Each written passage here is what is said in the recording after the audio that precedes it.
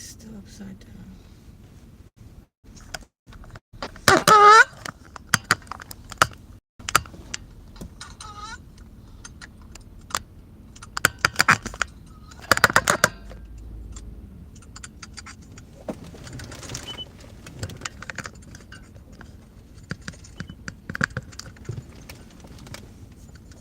Nope, it's not the correct way.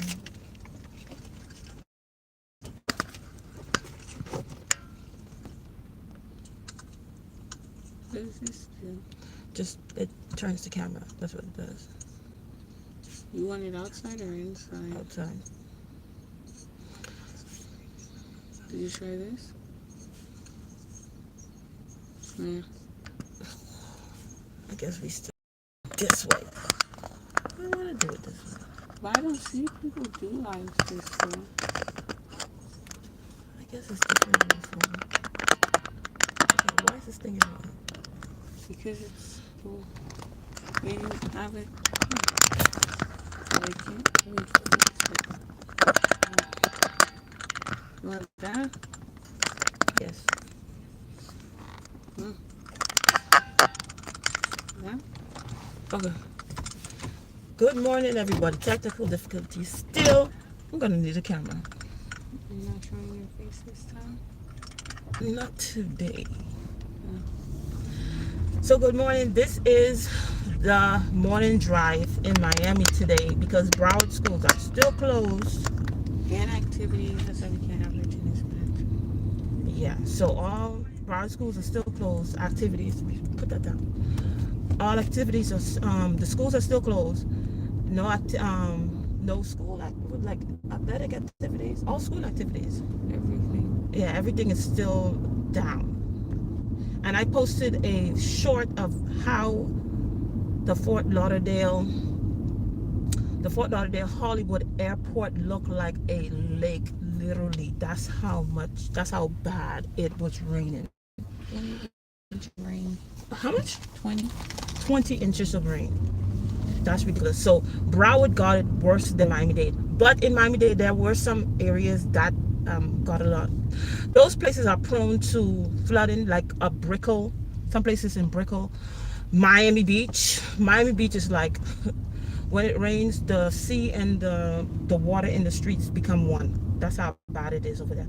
The highest point in Miami is Little Haiti. That's why it's being gentrified. Little Haiti, Liberty City, those areas are the highest points. So those places are not prone to, it may rain for days. And those places don't get flooded as other areas. That's why that's one of the main reasons why they're moving into Little Haiti. And of course, people that live there, we sold properties and moved out and go to other places. We didn't know the significance of the area that we live in. Like most black people, we don't know the significance and the importance of the area. And one thing about this storm, they do not want to call it a tropical storm. Why? Because it's April and it's not the season for those type of stuff. That season is June through November. So they refuse to call it a tropical storm, even though it was a tropical storm. It rained for days. But they don't want to call it, it's just like a depression or whatever. That was a tropical storm because it rained. You see how nice it is this morning? Beautiful. Yesterday afternoon, it rained. Yesterday afternoon, it rained. And then it stopped for a while. Maybe it's going to rain today again. So my daughter has that, remember the tennis thing that it was supposed to be done in like a day or the most 2 days. It still has yet to be finished because of the rain, and it's a lot of places in Broward that's still flooded. So I don't know what they're gonna do with these athletics. I'm not sure. But a lot of people got and I guess they were surprised because nobody anticipated it was going to rain that much. So nobody was prepared.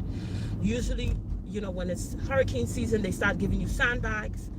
Nobody was prepared. So a lot of people got flooded out their house. There are a lot of people that are in shelters that probably never thought they would have been in the shelter because they were not prepared for all this thing. So it's a lot of the weather The weather nowadays, I mean, you just don't know.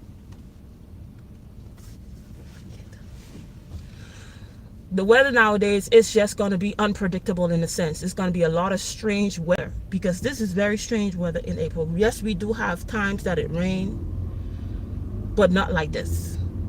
I mean, it rained for days. Monday, Tuesday, Wednesday, it just was raining all day. And it caused all that flooding.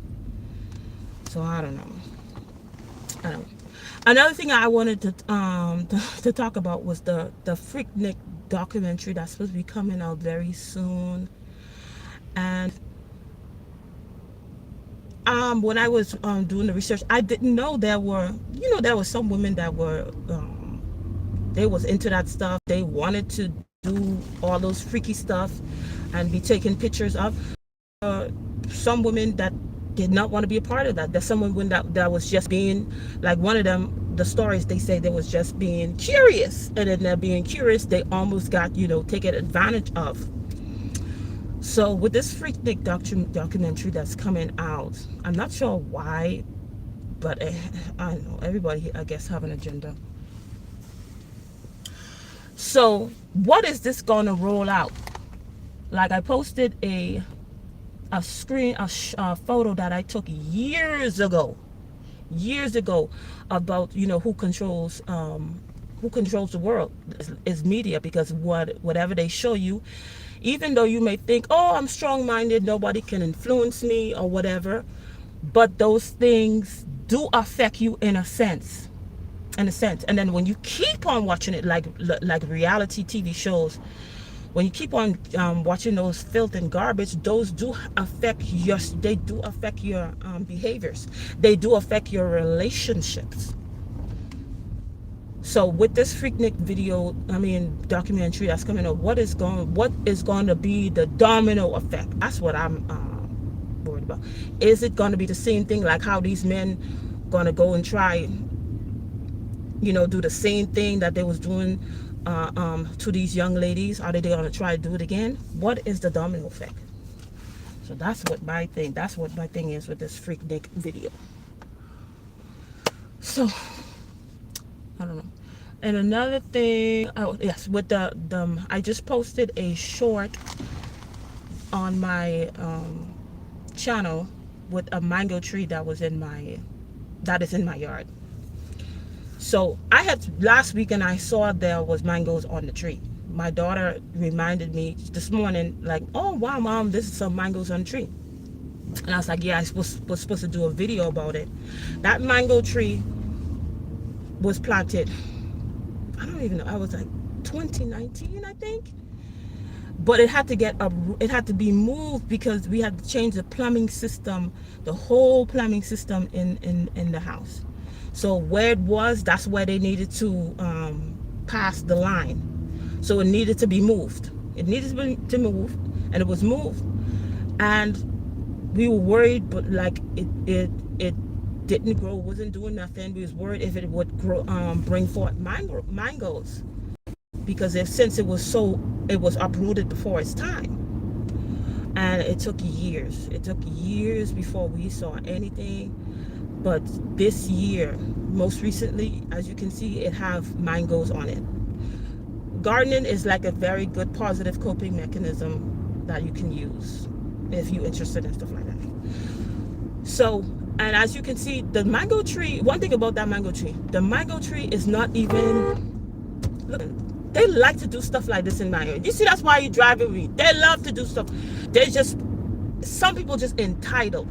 You're supposed to stop for him. He's running in the middle of the road, and I supposed to stop. And then they don't want you to whatever you do with the horn. What? Beat them with the horn. That's what people in Miami do. They very entitled. Anyway, so as you can see, the mango tree is not even that. It's not a tall mango tree. It's very short. I'm taller than the mango tree, but it still has mangoes. That just show you, like, no matter what circumstances may have happened, unforeseen circumstances have happened in your life, and unforeseen circumstances happen in your life, and it just deter you from doing certain stuff, you can still flourish. You can still bring forth fruit. You can still grow. It can still work out for you. Because the thing is not even fully grown yet, but it still has mango. It still has fruit on it. You can still bear fruit, no matter what your circumstance is. And that's to segue into this reparations talk. I was watching this documentary on Amazon Prime. It's called Invisible History, Middle Florida. It's a documentary on Amazon Prime, and it's talking about the slavery, people working and how they got freed during those times in slavery, but especially how it was in Florida, because Florida, Alabama, Georgia, those was the main states that had a lot of slaves in a sense. And then a lot of people have been talking about reparations, how they give reparations to all the other races. They have yet to give black people reparations. And this is my thing, because when I was watching that documentary, I'm gonna post that. Probably gonna have to fix it up, because when you screen recording stuff on Amazon Prime, you get a black screen. You're not gonna get a picture. So hopefully I get the sound, and I'll do some stuff to it. But one of the historians was saying that those people back in those days, you see other people, they got reparations and they were able to build their community and stuff like that. But remember, with the slaves, many of those people came from nothing. They had nothing. They had nothing. They had nothing. And many of them were able to acquire land, acquire property, acquire different things that they didn't have without any reparations. And they were able to keep on going. Even though the circumstances that they were in, they were sold, they were still able to make it. And even though some of them, their properties or whatever was sold by their grandchildren, great-grandchildren, so it's no longer in the family anymore, but these people work very hard without any reparations. And my thing is, yes, we call it but reparations, but what showed me that a lot of black people are not ready for reparations is when it was during the pandemic and they had the stimulus, they had the PPP, they had the EIDL, grant, they had the EIDL loan, and many people did very well with those money. They built. Many people became millionaires, but a lot of people, oh my goodness, didn't do anything with that money. They did nothing. I remember that's when I first, in that time, I had just started doing food deliveries, and a lot of the black people that I had to deliver to, all it was doing was buying expensive, nothing wrong with buying that, but like all the time, like buying expensive food. And then they would be standing, you would see them when you drive in, like in certain places like Design District, when you go to Design District, certain places in Coral Gables and Aventura, you see a lot of black people standing in line where? At the Gucci store, at the Louis Vuitton store. That's where they were standing. So many black people, some black people wonder if they were to give reparations, they would definitely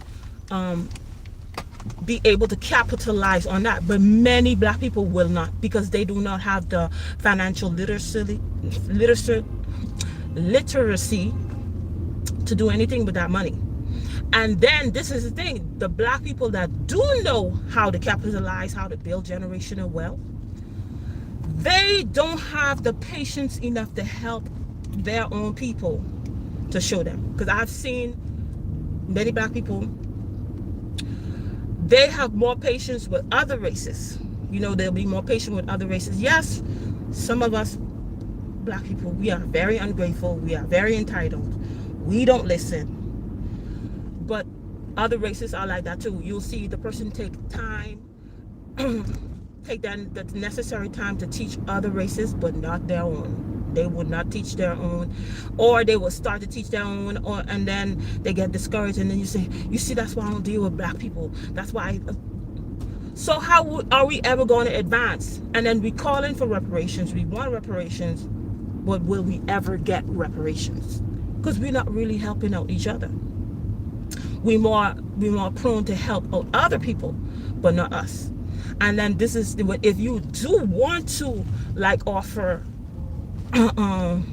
financial classes, you know how to do different things like that. Most of the time, you have to do like an incentive, give an incentive, some type of financial incentive to keep people interested.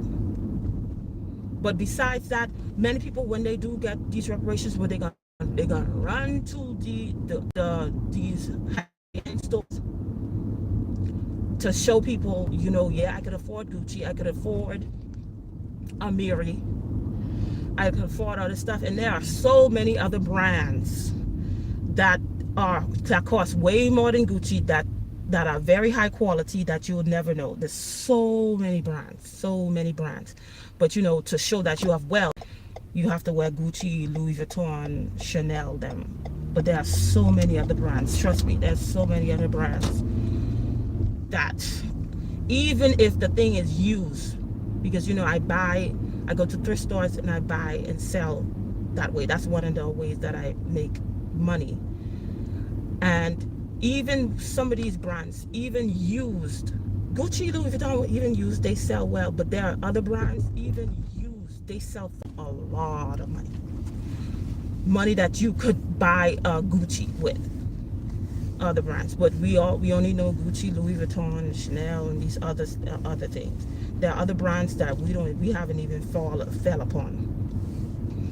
So in a sense, when many do get these reparations, they're just gonna enrich other communities. They're not really gonna enrich their own community.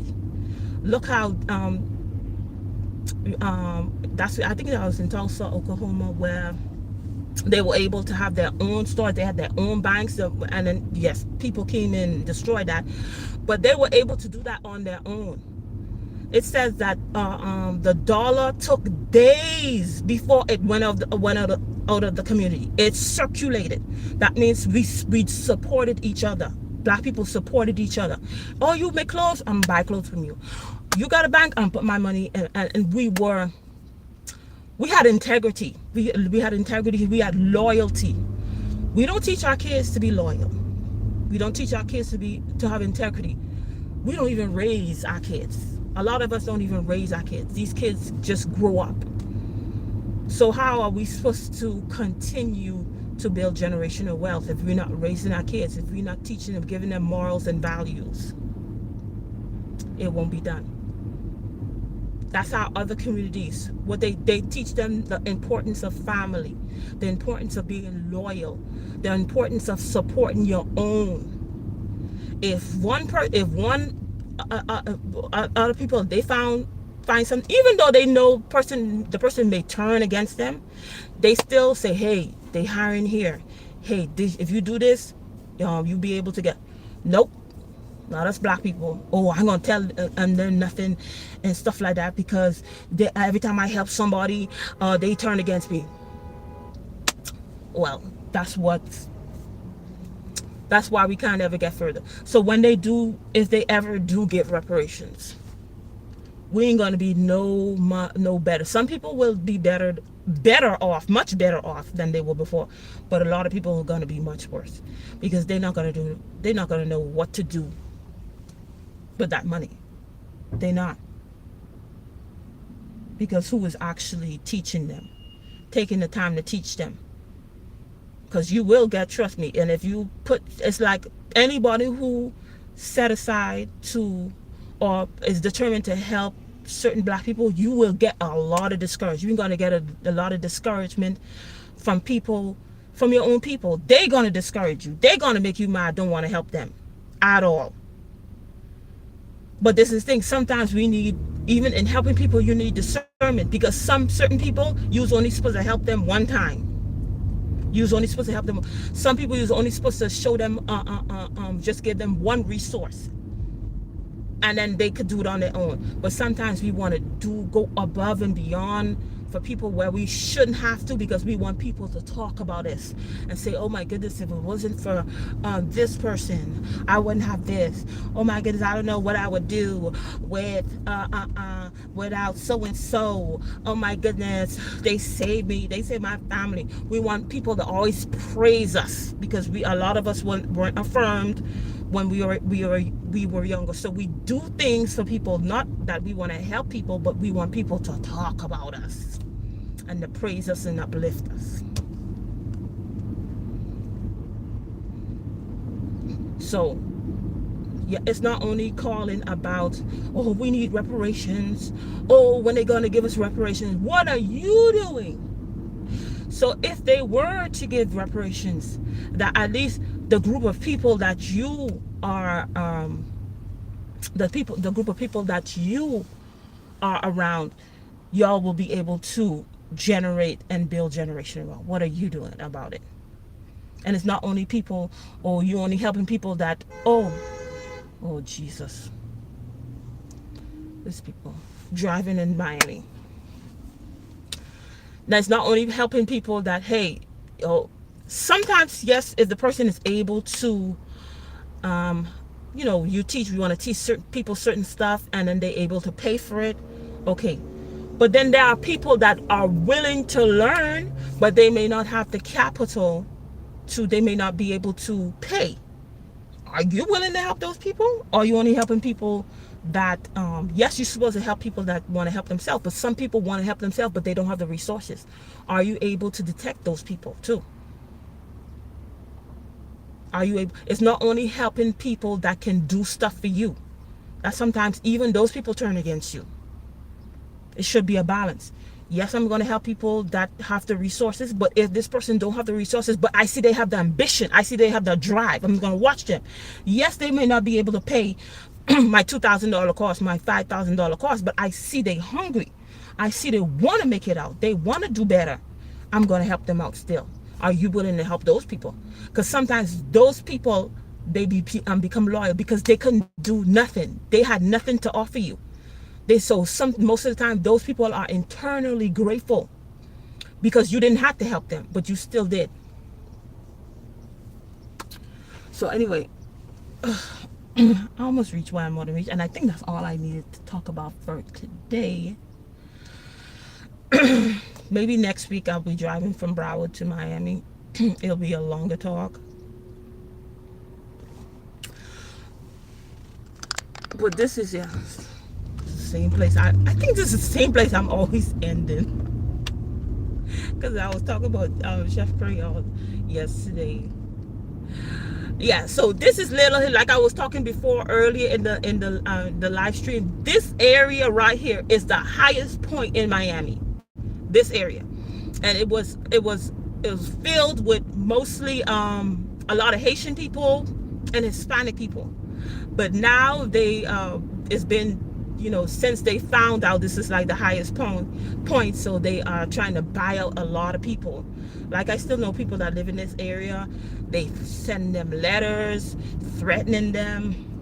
They offering them a lot of money too, a lot more money than the place is worth. But some of them are not budging. A lot of people did budge. They sold. But I know a lot of people that is not selling at all. So this area, even though it's raining for days, this area right here is the highest point in Miami. This area and Liberty City. One day I'll drive over to Liberty City. But these are the highest point in Miami. So other places, when it rains, it's like a lake. Not here. But we didn't understand, a lot of us Haitian people, we didn't understand the importance of, living here. So, because my uncle had bought a house for my mother in the same area. It was down this way, down the other way. He sold it. So, that's no longer in the family. But anyway, that's all I had to say today. Thank you for watching and driving with me. And I'll see you in another video. Bye. Do that. Yeah. Take it off of me.